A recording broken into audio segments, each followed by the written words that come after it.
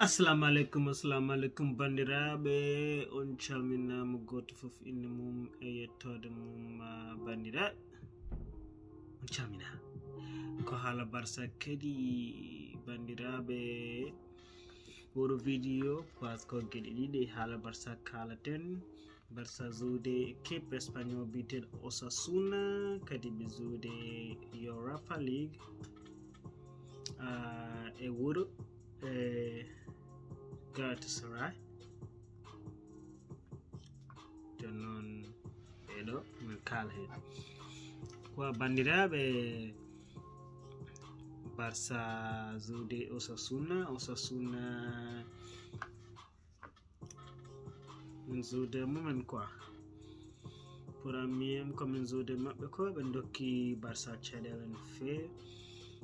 Ɓe tampini Barça fewi daga Barça gagnano oɗon match 2-0 après ɓe garti woni dow kono kam ɓe zuude Barça hande kam. Osasuna ko zuude Barça ko quoi. Barça intensity yo arti. Barça jogino balo. Barça kañum yiɗi jogade balo. Tenker ko oɗo équipe zuudude Osasuna oɗo jimmi yeede parce que ko oɗo woni Barça. Barça fi Osasuna 4-0.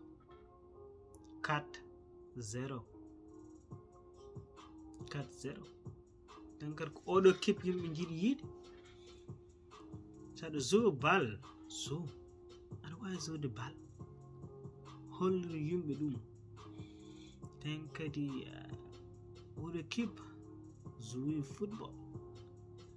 oɗo équipe waɗi ko quoi ko yimɓe jiiɗi yiide. oɗo équipe jouwi no foti bal suwirte. ɓe kolli ɗum kay ko ɗum jiɗɗen yiide. neɗɗo yo hollu par ce que aɗa wawi zode bal wona wawa. min min jiiɗi ko ya zo bal. jonnon ko ɗum Barça waɗi. ɓe zowi bal ɓe kolli ko mbawi wadde nder terrain. ten kadi Osasuna hokkani ɓe caɗele fewi ko oɗo Barça yimɓe jiiɗi yiide quoi. ko ni yimɓe jiiɗi Barça zu. jonnon ko oɗo équipe enen wonɓe kullede jiɗen Barça waɗa quoi.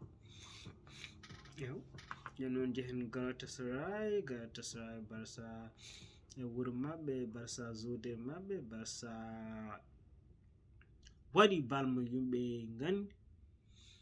oɗo équipe no zuuri e wuro Galatasaray mbiɗi walti hen match o en mbawno fiide Galatasaray 4 walla 3-1 eɓe mbawno. kono opportunité ji ɓe dati no fewi. Frenkie de Jong rati hay Frenkie de Jong e oɗo Fernando Torres hay kañum rati. jonnon enen ko oɗo kip quoi jiɗɗen yiide quoi.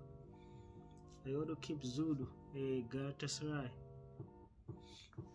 waɗi ko enen fof ñaagui ɗin yo Barça waɗ yo jou football mumen. agar kamɓe ko ɗum ɓe mbaɗi. mi weltimo hen no fewi.